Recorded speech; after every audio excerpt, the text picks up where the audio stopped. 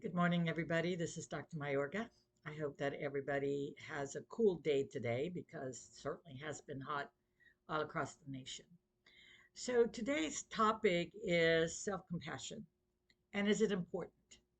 Is it important for us to be self compassionate toward ourselves? Or do we even know what it is to have self compassion toward ourselves? When we think about self compassion, we might kind of cringe a little bit. In other words, it has to do with being humble or maybe humility or believing that we need to always put ourselves at the bottom of the line. What do I mean by that? When I work with clients, they're what I call people pleasers. And maybe self compassion could fall under that, or the lack of self compassion, that we're always going to have compassion for someone else, but not give ourselves self compassion. And so, what I say to people is, well, how are you able to give compassion to someone else when you're not able to give compassion to yourself?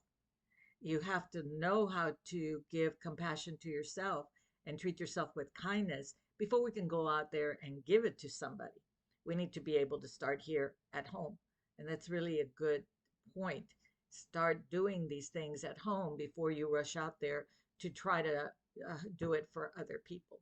So, self compassion, of course, it's not something that we're taught.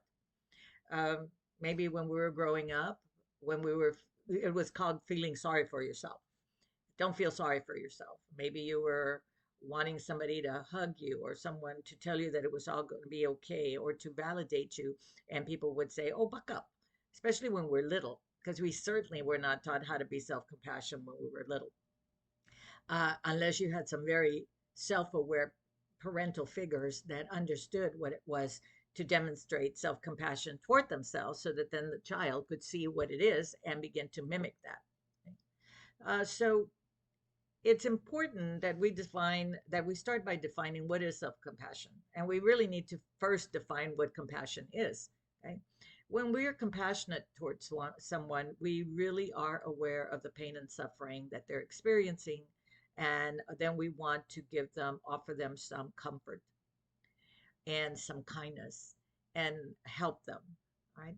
So when we think about self-compassion, then those are the things that you need to be giving to yourself. Are you being kind to yourself? Are you understanding that at that moment you are going through some suffering and pain? And if you're not getting any comfort from someone else, how can you give yourself that comfort? How can you learn to self embrace, to allow yourself to be sad, to mourn, to go take a nap, to make sure that you're taking care of whatever it is that's going on that's making you suffer. And a lot of people think about suffering. You cut yourself, and so you're suffering, and oh my God, it's so painful. And I'm talking about all four domains. Because when we work with clients, and this is from a counseling perspective, we look at all four domains. Somebody can come in, they can look perfectly well. There's nothing, anything physically that they're suffering from or enduring, but emotionally they're in pain and they're suffering emotional pain.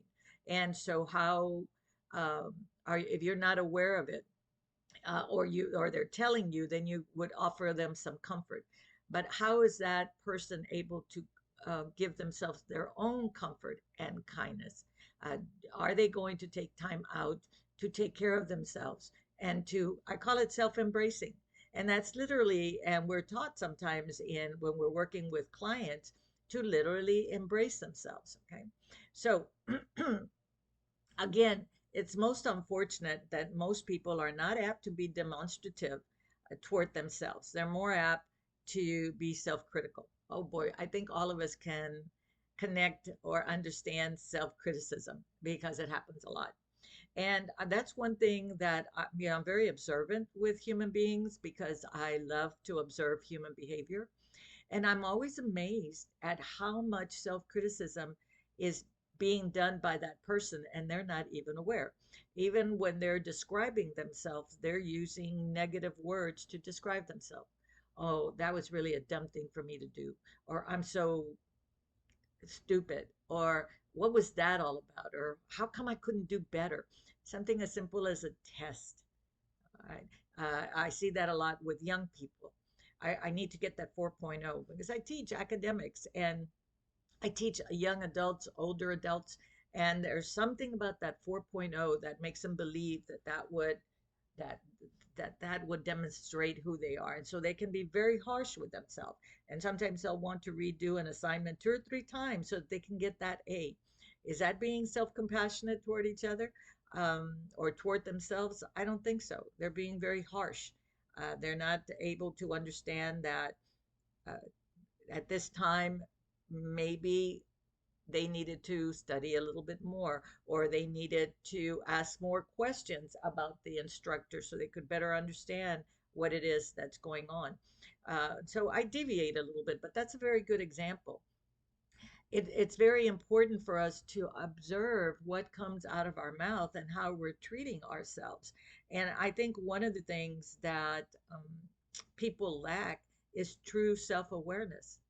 uh, my goodness gracious, I'm just saying some really negative things about myself just because um, I didn't park the car right, or I didn't get to work early, or I didn't clean up the house, or I didn't do my boss didn't tell me that I was exemplary, that I did a good job, and it needed to have been a different word that he used to compliment me. So therefore, there must be something wrong. I've got to try harder.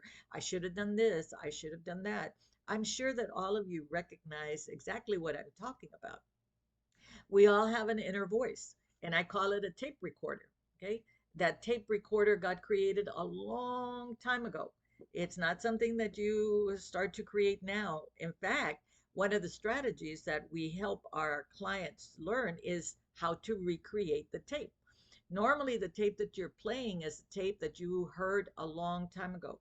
And when it's not ever about bashing anything, but as a counselor, I do help my clients go to the past to see how it is that they learned to engage in the behavior that they're engaging in now. And one of that is family of origin. What did you hear when you were growing up? And that's the tape that you carry with you. So it's normally the majority of the time, even though we would not like to think of it that way, it's a self criticism tape. And we've never taken the time to reprogram ourselves, to relearn how to speak to ourselves, because self compassion is something that you have to learn how to do. So, again, we're more apt to be critical with ourselves, not even with other people. Okay, you'll see something happen to a person and you'll immediately want to be empathic or sympathetic. Compassion is a higher form of sympathy. Okay, so you want to help them, you want to take care of them. How many times don't you want to take somebody out to eat because you know that they're hurting emotionally or psychologically or even physically? Maybe somebody harmed themselves, broke an arm or whatever. Let's go to eat. I want to treat you. I'll take care of you. All right. That's what we need to do to self. Now, a lot of times people might be saying, well, I'm self compassionate to myself. Well, okay, tell me what it is that you do. Right? If you're getting on a treadmill and you're exercising for 2 hours, that's not self compassion. In fact, when I talk to people and I say, what do you do just for fun? How do you take care of yourself? I exercise. Well, that's not what I'm asking. I'm not asking how you physically take care of yourself. I'm asking how you take care of your mental health, your well-being. If I say I go take a walk in nature, I go on a trail and I take my time and I look at the flowers and I stop to smell the roses, that's taking care of your mental health. But if I go on a hike and I'm not watching anything, I've got a stick and I'm going to walk as fast as I can, that's not really taking care of yourself mentally or psychologically. You're taking care of yourself physically because you're timing yourself and you want to hurry up and do that in an hour and see how many calories or how many miles you went. That's a whole different ball game.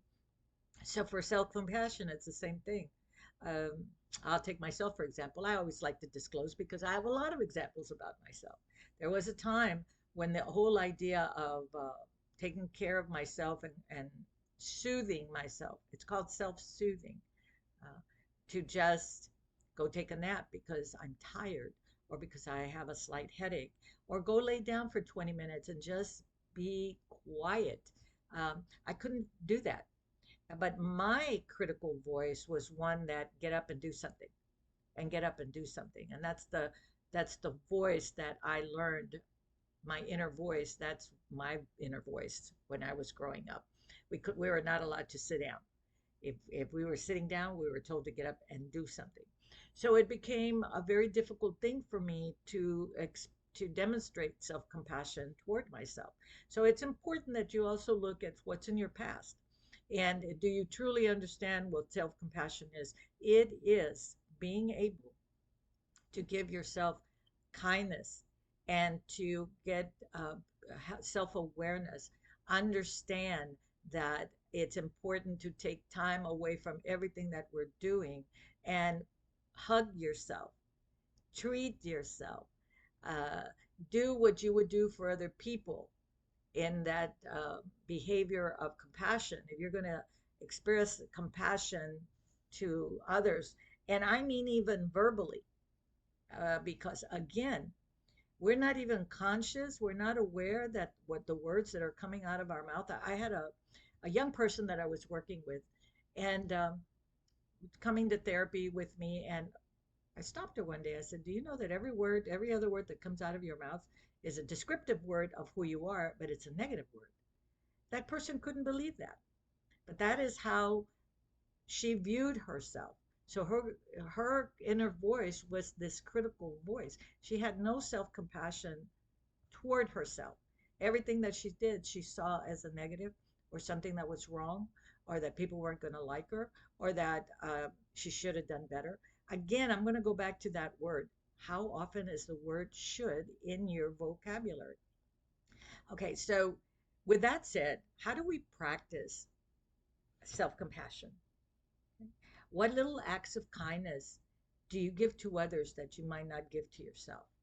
Or what other kind words do you say to others that you're not giving to yourself, that not you're not saying to yourself?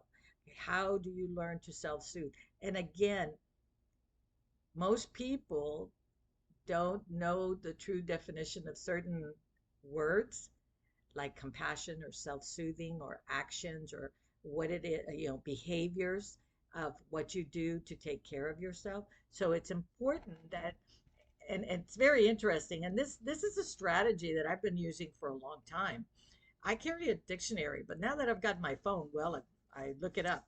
Even with as much experience as I have, and so much schooling, and I'm not quite sure about that word. Let me look it up.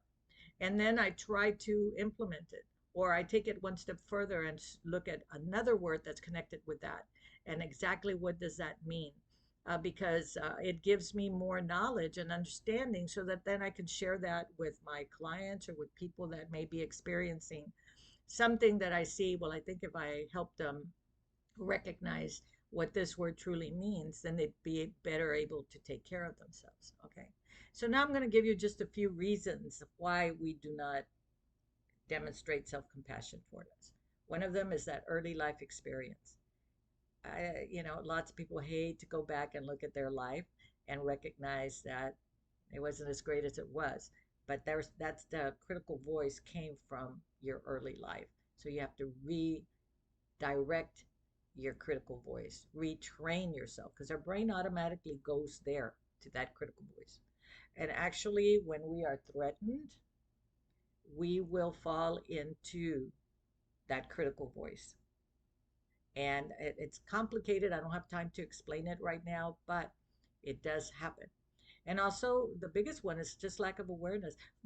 Was I saying that about myself? Because people that I know well, I'll point out and say, do you know that you're just continuously criticizing yourself? You're not even aware that you're saying all this critical words towards yourself, and how you're describing yourself. And people sometimes, when you ask them to describe themselves, they'll use critical words. Now, very quickly, because my time is almost up, there is such a strategy as stop talk. And next time, I will explain to you how you can utilize stop talk to begin to change your way of viewing self. Thank you.